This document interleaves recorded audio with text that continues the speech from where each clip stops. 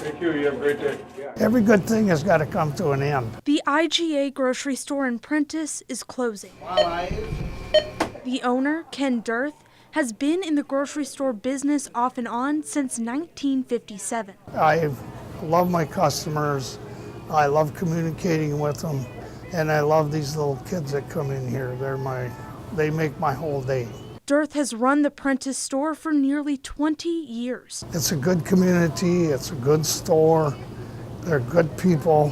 And it just got to the point where I was done. Employees and community members alike are sad to see Dearth go. Ken and Dolores Dearth, really nice and good people. Beautiful people for this town. And if they could get owners like that again, that would be outstanding. But the question is whether new owners will be found.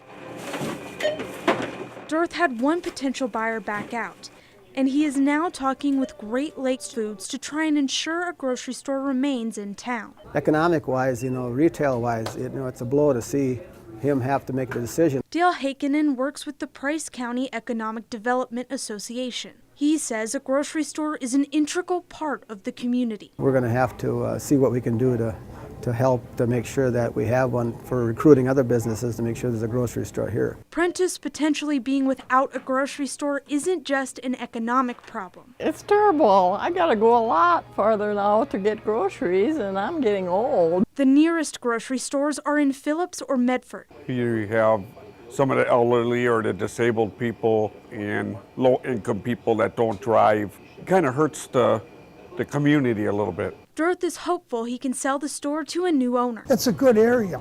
That's a good, solid area. But he says he will miss his life at the store. My store was my hobby.